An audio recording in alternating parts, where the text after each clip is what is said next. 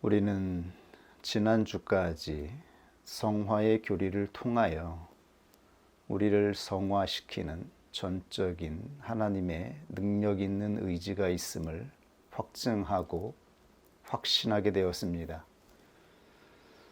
우리가 성화되는 것은 하나님의 뜻이며 하나님의 살아있는 의지의 역사입니다. 성도의 성화는 성도 자신이 이룰 수 있는 것이 아닙니다. 왜냐하면 그것은 우리 자신을 죽이는 의지이며 우리 자신이 허물어지고 부인되어야 하는 우리 자신이기 때문입니다. 우리의 자아는 본능적으로 성향적으로 우리 자신을 지키고 우리 자신을 보존하고자 하는 성향이 있습니다. 법이 있습니다. 사람의 의지는 이 본능적인 성향을 역행하여 이겨낼 수 없습니다. 그러므로 사도는 생명의 성령의 법으로 우리가 자유케 되고 구원을 얻게 되었다라고 선포한 것입니다. 우리는 우리 스스로는 공고한 자이며 멸망받을 자이며 우리 스스로는 절망과 실망의 상태에 있는 자이지만 우리 자신을 구원하는 성령의 의지와 법이 있다라고 하는 것, 이 법으로 우리는 다시 살아나서 하나님께 나아가는 자들임을 명심할 수 있기를 원합니다. 그러므로 개혁파 교회는 성화의 교리 다음에 보존과 견인의 교리를 통하여 어떻게 신자의 영혼이 보존되고 견인되는지에 대해서 증거하고 가르치고 있습니다. 누가 과연 어떠한 사람이 성화시키는 하나님의 능력 앞에서 살아남을 수 있을까요? 과연 어떠한 사람이 성화시키는 하나님의 의지 앞에서 보존될 수 있을까요? 그리고 하나님의 성화는 하나님의 택하신 교회를 통하여 전적으로 역사하게 될 텐데 이 싸움에 직면하여 싸우고 전투하는 교회가 어떻게 보존될 수 있을까요? 이것은 죽음의 싸움이며 죽느냐 사느냐, 그리고 우리는 더 나아가 죽고 사는 싸움에 직면하게 됩니다. 이것을 감독하고 인도하는 교회가 어떻게 보존될 수 있는 것일까요? 우리의 영혼은 어떻게 보존되고 어떻게 구원의 결국을 이룰 수 있을까요? 그것이 바로 성경에 증거된 보존과 견인의 교리입니다. 성경에는 분명히 하나님의 뜻이 어떠한지에 대해서 선포하였습니다. 우리의 부르심의 여정을 시작하신 의지, 처음 의지가 하나님의 의지이며 이 하나님의 의지가 마지막을 성취하는 마지막 의지가 될 것임을 선포하고 있습니다. 그러므로 하나님은 교회를 향하여 하나님 자신이 알파와 오메가, 즉 처음과 마지막이라고 말씀하신 것입니다. 처음과 마지막이 되시는 하나님의 주권적인 의지 안에 있는 성도들은 하나님의 이 주권적인 의지로 이 마지막을 보게 될 것입니다. 우리는 이것을 분명히 확신하고 이것을 마음에 분명하게 담고 있어야 할 것입니다. 그렇다면 성도는 어떠한 환경에서, 우리에게 닥치는 어떠한 실존에서 이 모든 것을 감내해야 하는 것인가요? 오늘 말씀은 우리에게 성도들이 직면한 이 죽음의 환경, 이 현실에 대해서 증거해 주고 있습니다. 예레미야 32장 36절, 37절에 보면 이렇게 증거되어 있습니다. 그러나 이스라엘의 하나님 나 여호와가 너희의 말하는 바 칼과 기근과 연병으로 인하여 바벨론 왕의 손에 붙임 바 되었다 하는 이 성에 대하여 이같이 말하노라. 보라, 내가 노와 붕과 큰 분노로 그들을 쫓아 보내었던 모든 지방에서 그들을 모아내어 이곳으로 다시 인도하여 안전히 거하게 할 것이라. 하나님은 진노하시는 분이십니다. 노하시는 분이십니다. 하나님은 타락하고 부패한 하나님의 백성들에 대하여 분노하시고 심판하십니다. 그래서 우리가 믿는 하나님은 인격적인 하나님이라고 말을 하는 것입니다. 하나님은 의지로 우리의 삶을 주관하실 뿐만 아니라 하나님은 하나님 자신이 가지고 있는 거룩과 완전한 의로 분노하고 심판하십니다. 그러므로 하나님은 예레미야 선지자를 통하여 유대 백성들이 멸망할 것을 예언케 하였습니다. 예루살렘 성 안에 거하며 성전을 모시고 있던 이스라엘 백성들은 하나님이 하나님 자신의 성전을 파괴하지 않을 것이라고 믿고 그 믿음 하나로 부패하고 타락한 생활을 하였습니다. 그들은 하나님을 믿는다 하였지만 하나님을 경외하지 않았습니다. 즉 하나님을 두려워함으로 하나님의 율법을 지키지 않고 자기의 뜻대로 살아간 것입니다. 그럼에도 불구하고 하나님이 자신들의 하나님이라 믿었기에 그들은 하나님이 자신들을 심판하지 않을 것이라 생각했습니다. 그러나 하나님은 예레미야 선지자를 통하여 유대 백성 예루살렘이 멸망할 것임을 예언하였습니다. 바벨론의 왕을 통하여 이 유대 백성은 멸망할 것이며 70년 동안 바벨론에서 종살이 하다가 70년의 때가 되면 하나님께서 바벨론 왕을 심판하시고 그들을 다시 예루살렘으로 돌아오게 할 것이라고 하는 예언을 한 것입니다. 예레미야는 이 예언으로 인하여 너무나 극심한 핍박과 고난을 받았습니다.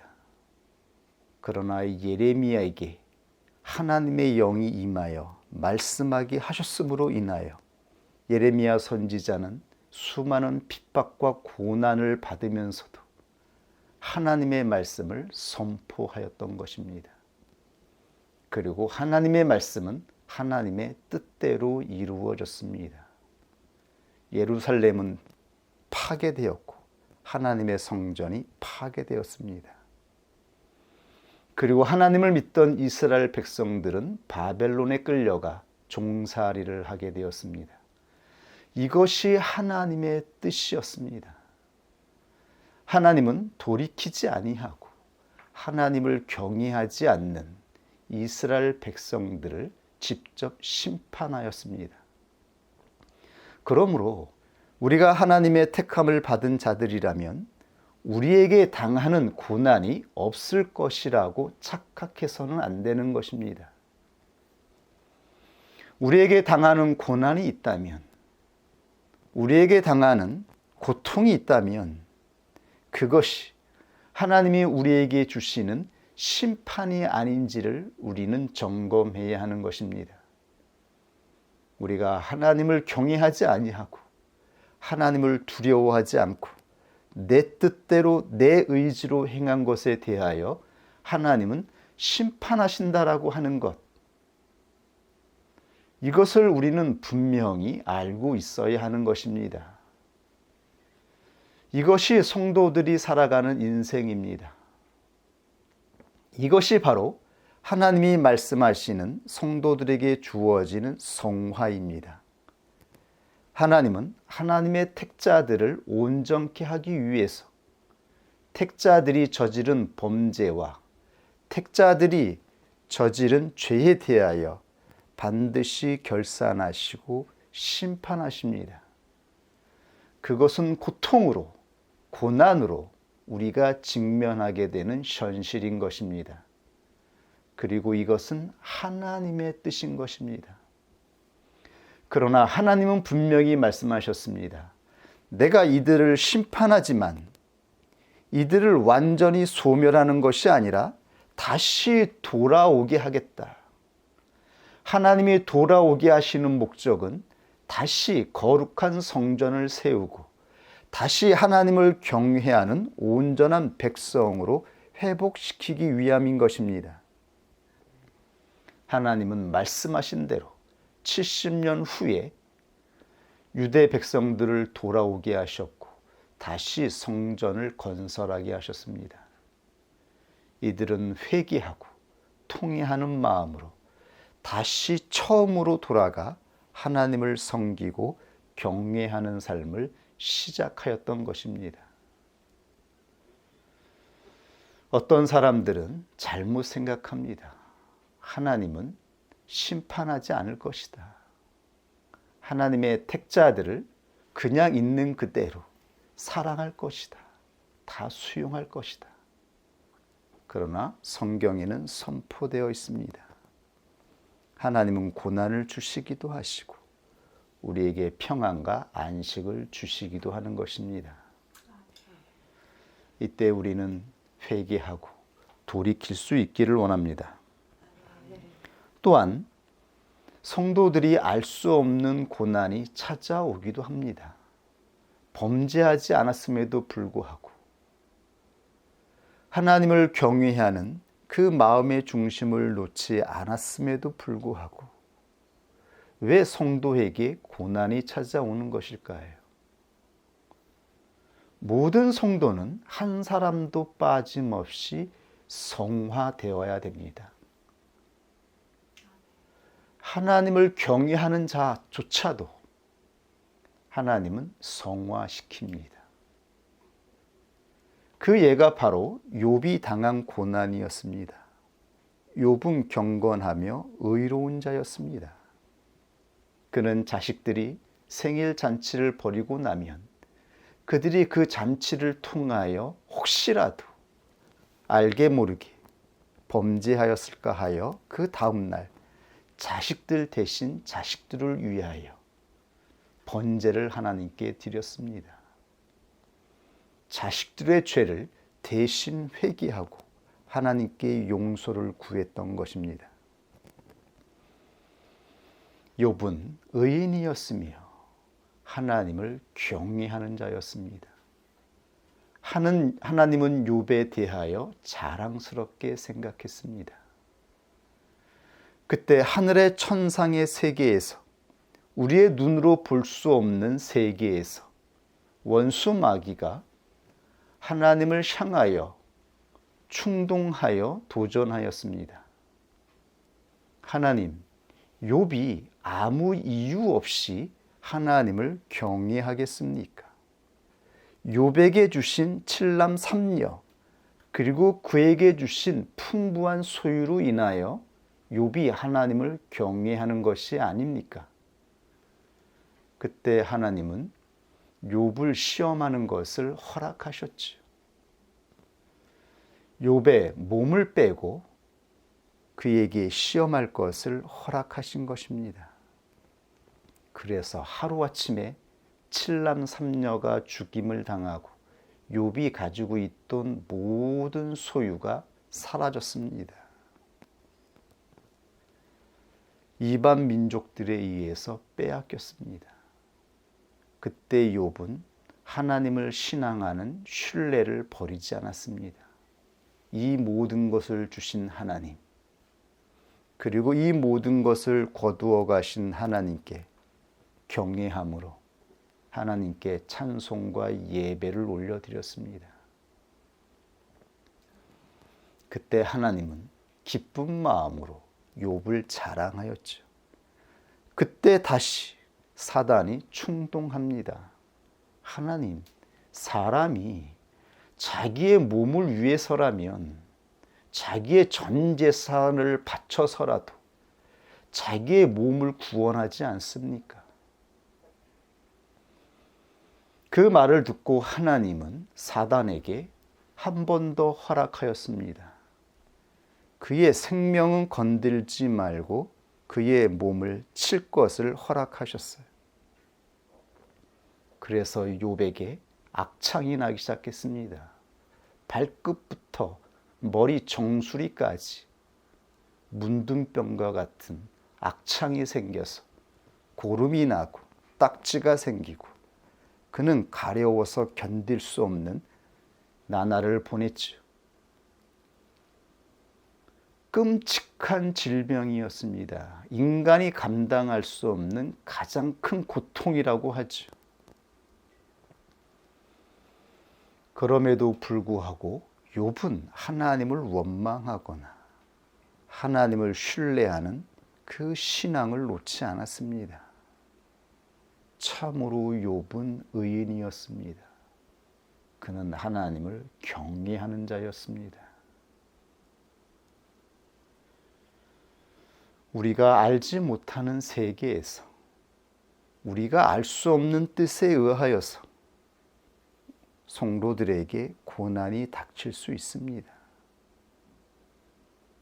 그러나 거기에도 하나님의 뜻이 있다라고 하는 것입니다. 하나님이 보시는 온전함과 인간이 말하는, 인간이 보는 온전함은 전혀 다른 성질이기 때문인 것이죠. 결국 욥은 견디고 견디다가 그가 신앙하고 경외하는 하나님에 대해서는 입술을 다물었지만 자기 자신에 대해서 저주하기 시작하죠. 자기의 생애를 저주하고 자신의 생명을 저주하면서 자기가 살아가는 이 인생에 대해 한탄하게 되는 것입니다. 이것이 사람이 가지고 있는 우리 자신의 불완전하고 부족한 모습이 아닙니까? 사람이 자기에게 당하는 고통을 어떻게 이것을 거룩함으로 온전함으로 깨끗하게 이겨낼 수 있겠습니까? 우리가 욥이 당하는 고난의 10분의 1이라도 감당할 수 있겠습니까? 그러나 이 모든 고난 중에 하나님이 보고 계셨습니다. 그리고 하나님은 이 모든 시험과 고난이 지난 다음에 하나님의 능력과 뜻으로 욥의 영혼을 온전케 하시고 보존하셨습니다. 하나님은 욥의 영혼을 망하게 하시지 않았습니다. 끝내 욥은 자기가 헤아리지 못하고 알 수 없는 보이지 않는 세계에 속해 있는 것에 대하여 감히 말하고 판단한 것에 대하여까지 회개하고 통회함으로 인하여서 이 모든 세계의 주인이 하나님 되심과 이 모든 세계를 주관하시는 하나님의 선하심에 대하여 의문을 품은 것에 대하여 회개하고 하나님을 인정하는 고백을 드리게 되었던 것입니다. 하나님은 그러한 고백이 이루어지기까지 욥의 영혼을 보존하시고 이끄신 것입니다. 하나님이 보고 계셨으며 하나님이 함께하고 계셨습니다. 그리고 하나님은 그의 인생을 다시 회복시키셨습니다. 모든 사람들 앞에서 욥이 고백한 그 신앙이 하나님이 받으시는 고백이었음을 확증케 하셨습니다. 모든 사람들은 욥 앞에 와서 자기가 욥을 판단한 것에 대하여 머리를 숙이고 자복하게 하였습니다. 누가 감히 하나님이 택하신 택자들을 판단하며 정죄할 수 있겠습니까? 하나님의 택함을 받은 자들은 세상 사람들이 감당할 수 없는, 세상 사람들이 이해할 수 없는 고난과 고통을 통하여 성화됩니다. 이 성화는 택함을 입은 자에게 주어지는 하나님의 성화인 것입니다. 우리가 하나님 앞에 택함을 받지 않았다면 이러한 시험도 고난도 우리가 당할 이유가 없겠지요. 세상 사람들처럼 외적인 고통이나 환경에 대하여 그리고 그 자신이 감당할 수 있는 자기 자신에게 자기의 의지로 할 수 있을 만큼만 감당하며 살아가면 되는 것이죠. 그러나 하나님의 시험은 그렇지 않습니다. 하나님의 시험은 우리의 생각과 우리의 의지를 넘어서는 것입니다. 우리의 뜻과 우리가 생각하는 모든 판단을 넘어서는 것입니다.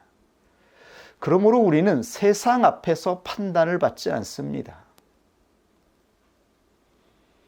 우리가 받는 시험과 고난은 보이지 않는 곳까지, 은밀한 곳까지 판단하시는 하나님의 주권적인 의지 앞에서 이루어지는 것이기 때문입니다. 이 모든 것을 보시고 판단하시며 결산하시는 하나님이 있음을 우리는 반드시 믿고 의지하여야 할 것입니다. 그리고 하나님은 택자들에게 주신 이 모든 고난과 고통으로부터 우리의 영혼과 우리의 교회를 지킨다라고 하는 것을 분명하게 확신하여야 할 것입니다. 아멘. 오늘 우리는 어떠한 실망과 또한 좌절과 절망을 가지고 이 자리에 나왔습니까? 우리가 할 수 없고 되지 않는 것으로 인하여서 실망과 좌절로 인하여서 낭망하였습니까? 그러나 하나님은 우리들에게 낭망하지 말라라고 말씀하십니다. 이것은 하나님의 시험이며 하나님께서 주관하시는 것이기 때문입니다. 하나님은 우리를 망하게 하기 위해서가 아니라 우리를 구원하기 위해서 우리를 성화시키고 있다라고 하는 것을 명심해야 할 것입니다.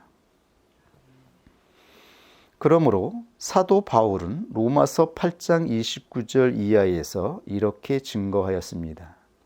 하나님이 미리 정하신 그들을 또한 부르시고 부르신 그들을 또한 의롭다 하시고 의롭다 하신 그들을 또한 영화롭게 하셨느니라. 하나님이 미리 정하신 그들, 이들이 하나님이 예정하신 택자들입니다.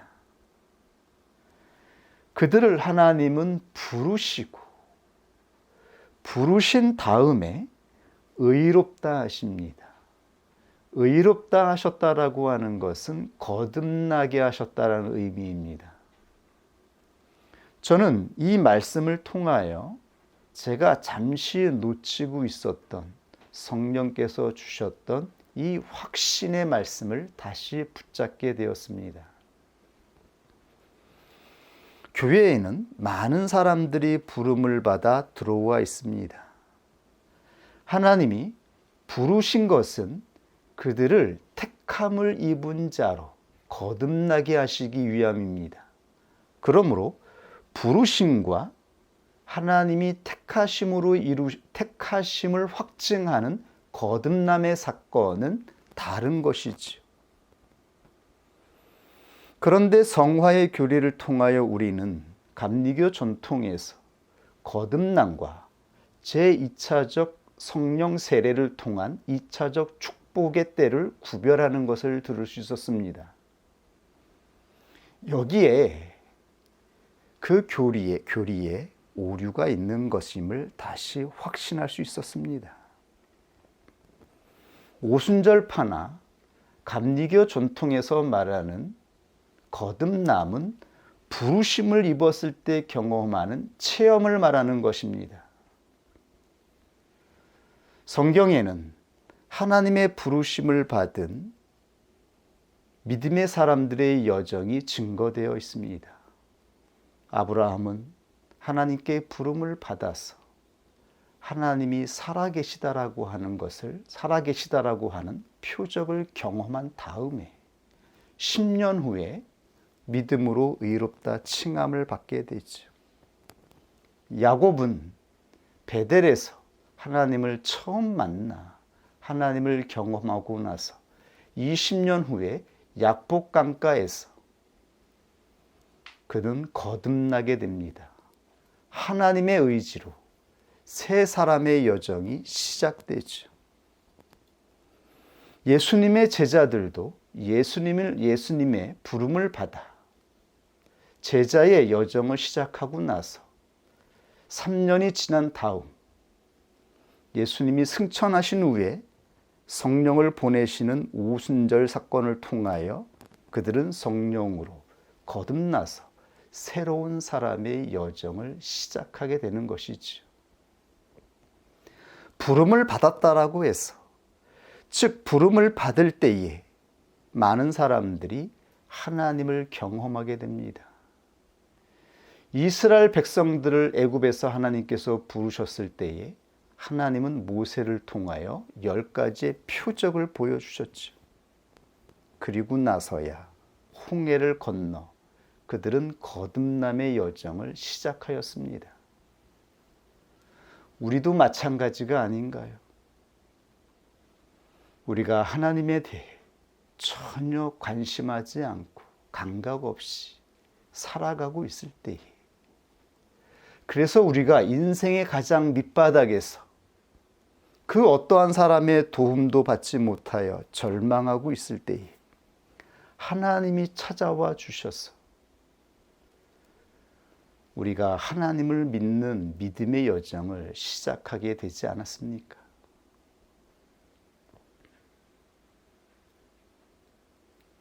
그리고 나서 수년, 때로는 몇십 년이 지나고 나서야 우리는 하나님의 거듭나게 하시는 역사로 인하여 영적인 출애굽을 하게 된 것입니다. 거듭나게 하시는 하나님의 놀라운 역사로 인하여 영적인 출애굽을 하게 되었을 때에 비로소 성령의 법이 우리 안에서 시작된 것입니다. 그때 비로소 하나님께서 성화시키는 사역이 시작된 것입니다. 성화는 오직 하나님의 능력 있는 의지로만 이루어질 수 있습니다. 우리 안에서 하나님의 성화시키는 의지로 인하여서 죽이시는, 즉 우리 자신, 우리의 본성적인 상태를 죽이시고 다스리시는 역사가 시작되었다라면 그 사람은 하나님의 택자이며 거듭났다라고 하는 것을 확증하는 것입니다. 저는 이 선포를 하는 것에 대하여 끊임없이 꺼리끼고 조심하였습니다. 여전히 내 안에서 역사하는 이 옛사람의 의지, 이 본성적인 상태로 어떻게 내 자신이 거듭났다라고 확실하게 선포할 수 있을까? 여기에 대하여 조심하고 꺼릴 수밖에 없었습니다. 그러나 우리는 하나님의 능력 있는 의지로 부름을 받았으며 그 부름을 받은 수많은 이들 가운데에서 하나님의 전적인 의지로 거듭나서 홍해를 건너 성화되는 광야의 여정이 시작된 것입니다. 광야는 옛사람은 죽고 새 사람으로 살아나는 과정입니다. 이것은 사람의 의지나 사람의 생각이나 사람의 작정으로 이룰 수 있는 것이 아닙니다. 누가 자기 자신을 부인하며 자기 자신을 죽이는 의지 앞에 고개를 숙이고 부복할 수 있겠습니까? 이것은 오직 하나님의 능력 있는 의지로만 이루어지는 것입니다. 그러므로 사도는 하나님이 미리 정하신 그들을 또한 부르시고 부르신 그들을 또한 의롭다 하시고 의롭다 하신 그들을 또한 영화롭게 하셨느니라. 그런데 현재는 성화의 실존인 것이죠. 이 현재의 시점에서 지금 하나님의 성령으로 이 놀라운 하나님의 뜻을 선포하고 있습니다. 그러면서 헬라어 원문을 보면 하나님이 미리 정하신 것도 부정과거, 즉 과거의 사건, 이미 이루신 하나님의 결심, 부르신 그들을 의롭다 하신 것도 부정과거, 이미 하나님께서 선포하시고 이루신 과거의 시점이며 영화롭게 하셨다라도 부정과거입니다. 너무나 놀라운 하나님의 뜻을 선포하고 있습니다. 영화롭게 되는 것은 마지막에 될 일입니다. 그런데 어떻게 이게 미래가 아니라 부정 과거로 선포되어 있는 것일까요? 이것을 사전을 찾아보니까 예시적 부정 과거라고 명시하고 있더라고요. 예시적 부정 과거라고 하는 것은 너무나 확실하여서 그렇게 될 것이 너무나 자명하기 때문에 과거로 표현하는 것이라고 말합니다. 어떠한 팀과 어떠한 팀이 축구 경기를 합니다. 그런데 실력 차가 너무나 나기 때문에 이 팀이 이길 것이 분명합니다. 그러면 우리는 이렇게 말하죠. 이 팀이 이겼어. 이 팀이 승리한 거야. 이렇게 미리 확정해서 과거로 말하곤 하는 것입니다. 그러므로 사도는 영화롭게 되는 것을 확정하여 선포하고 있는 것입니다. 그 시점은 바로 성화의 여정을 걸어가고 있는 현재의 시점에서 말을 하고 있는 것이죠. 어떻게 미래를 확정할 수 있습니까?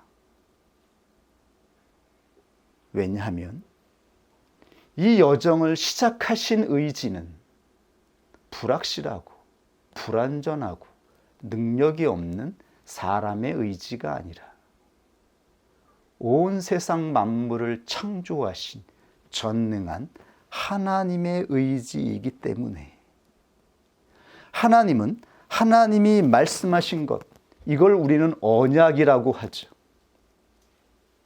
언약은 그 사람이 자기의 존재를 근거로 하여서 확정하여 선포하는 것입니다.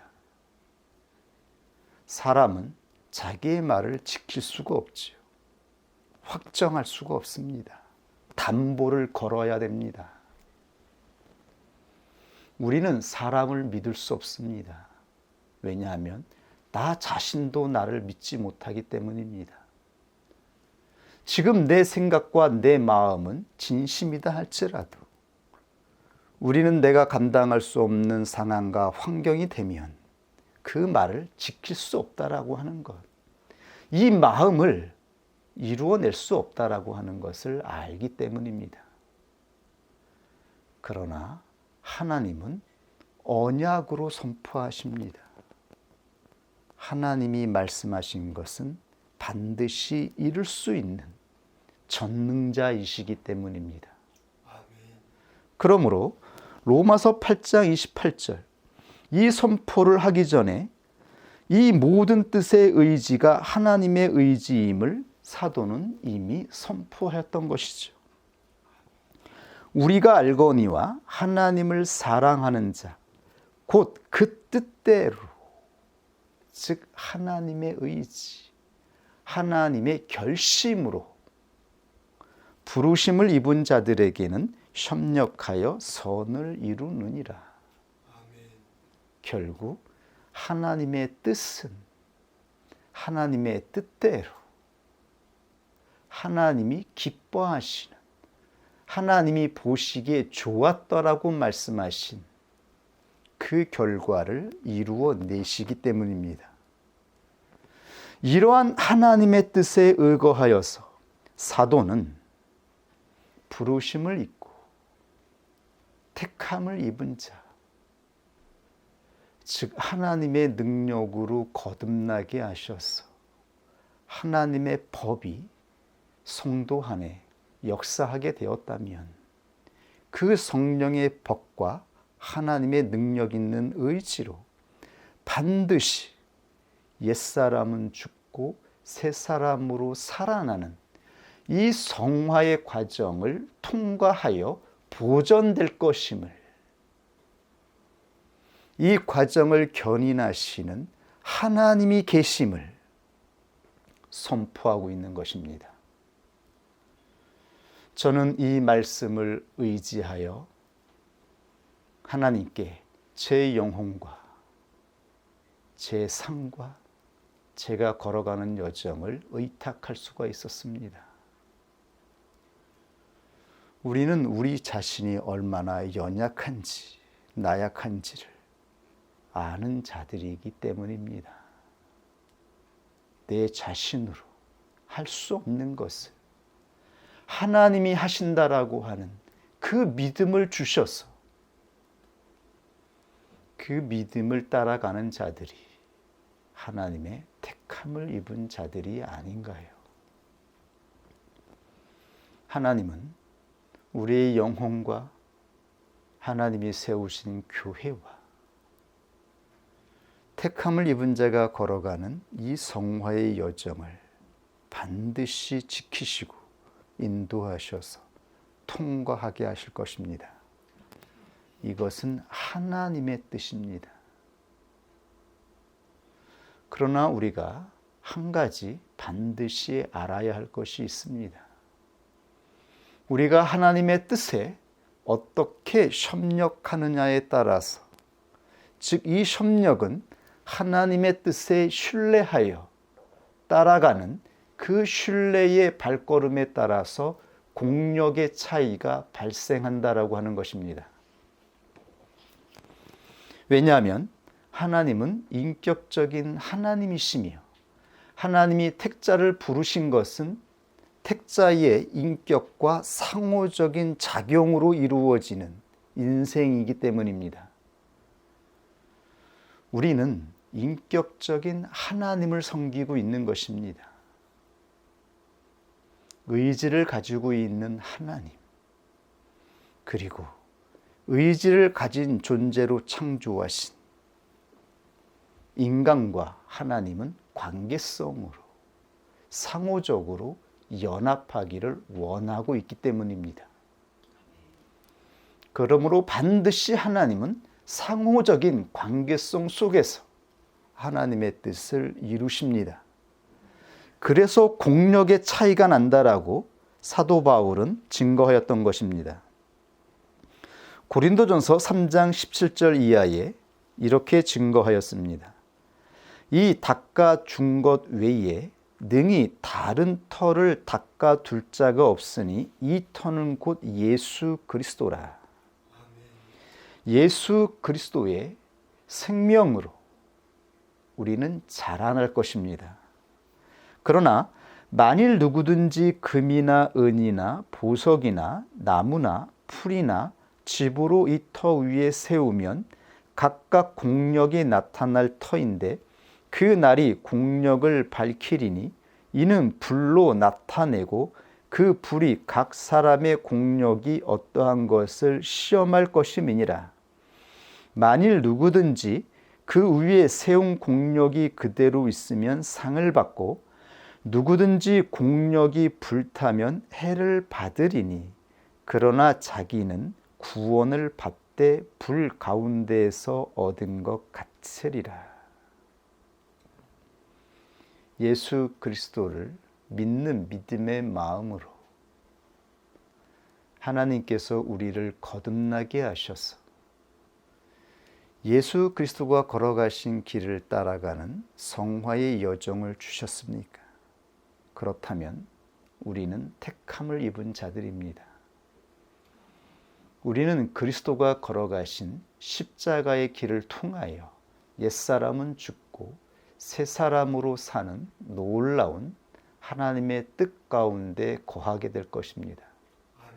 그러나 이 예수 그리스도의 터 위에 금으로 짓느냐, 은으로 짓느냐, 보석으로 짓느냐, 집으로 짓느냐에 따라서 하나님께서 불로 시험하실 때에 그것이 어떠한지에 따라서 구원을 얻되 상급의 차이가 있음을,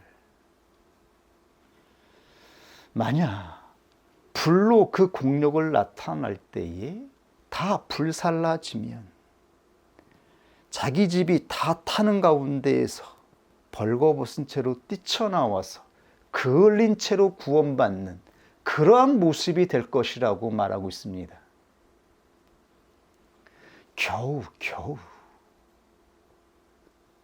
이 구원의 여정을 걸어가면서 얻은 구원이라고 하는 것이 불타는 집에서 뛰어나와 그을림의 냄새가 진동하고 초라해진 모습으로, 안타까운 모습, 부끄러운 모습으로 구원을 받는 것처럼 구원을 받게 될 것이라고 말씀하였습니다.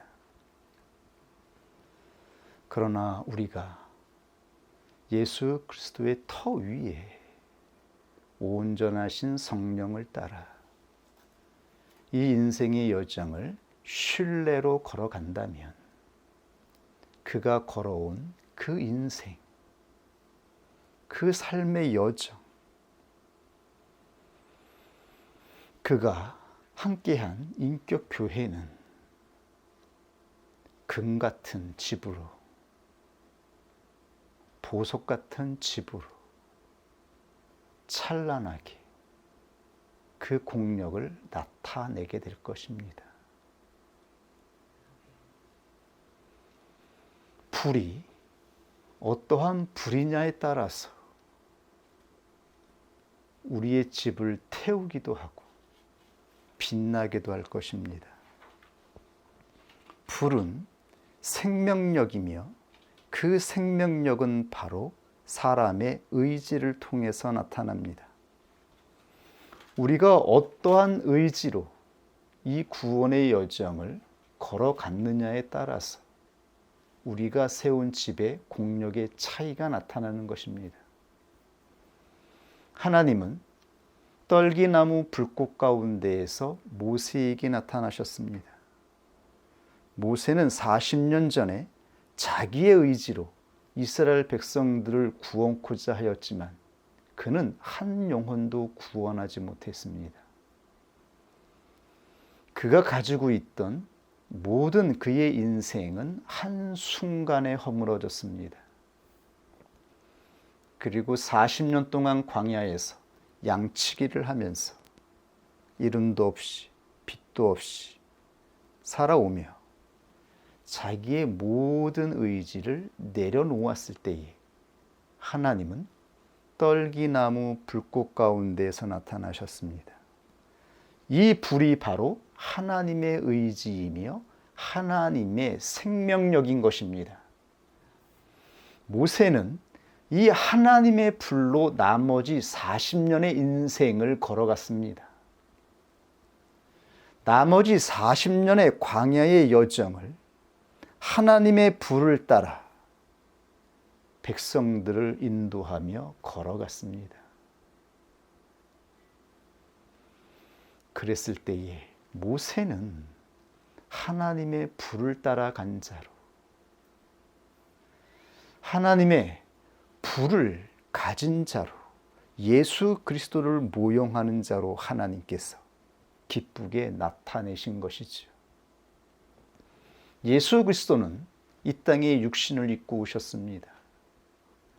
그는 자기의 신성을 놓아두시고 인자로 오셨습니다.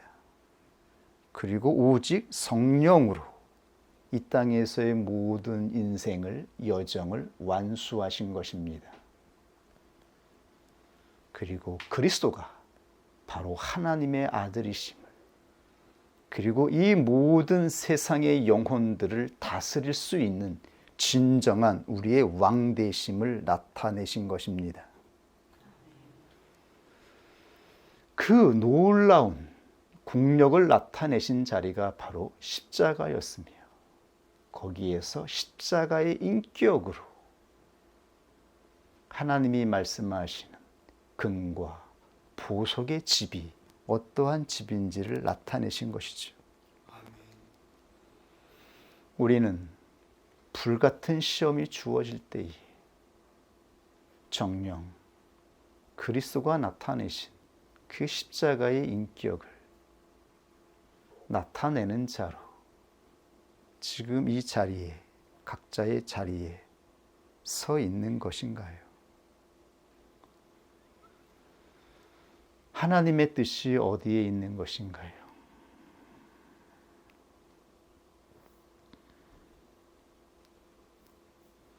바울은 이렇게 말씀하였습니다. 너희 속에 착한 일을 시작하신 이가 오직 선은 하나님이십니다. 우리에겐 선이 없습니다.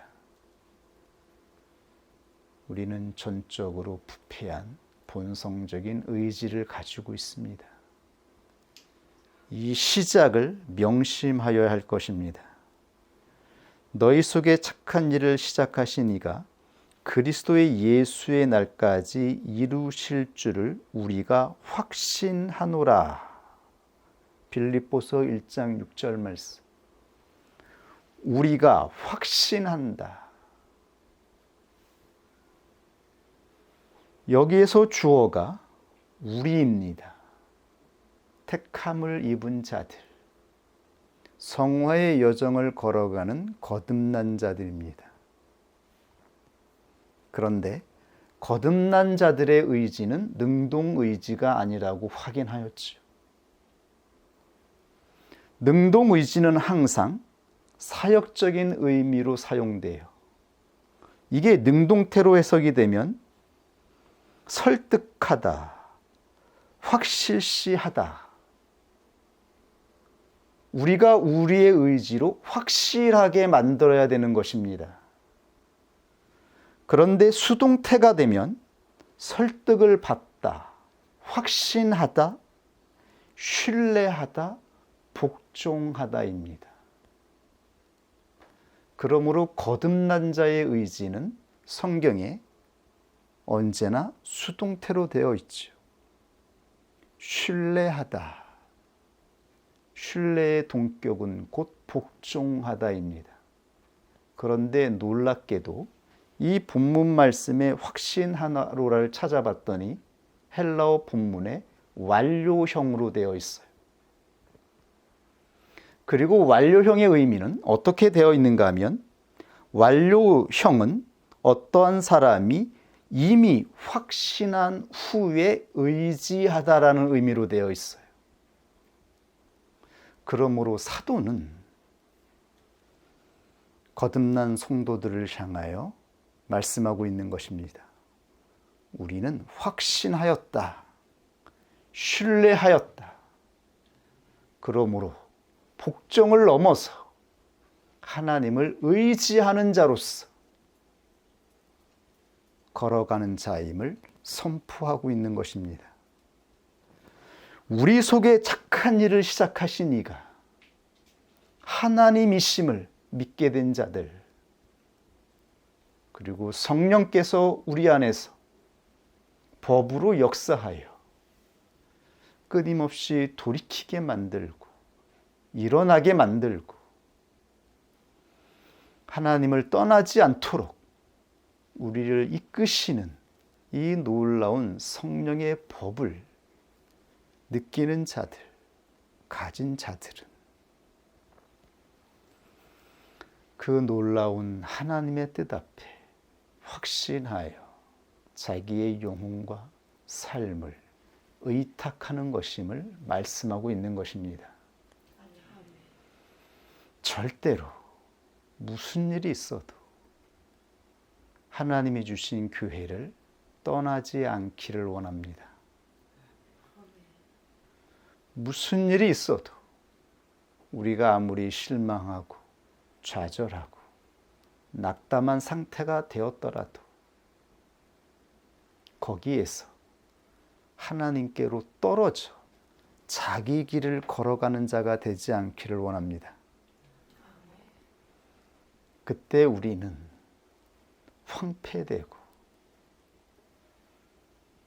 세상에 노예된 우리가 육체로 살아갈 때에 경험하였던 단순한 고통이 아니라 하나님이 없는 상태에서 경험하게 되는 그 멸망의 상태를 경험하게 될 것이기 때문입니다. 그러므로 우리는 끝까지 하나님을 신뢰하여 하나님께서 이루실 것을 믿고 내 영혼과 나의 인생의 여정을 의탁하여 걸어가는 자가 되기를 원합니다.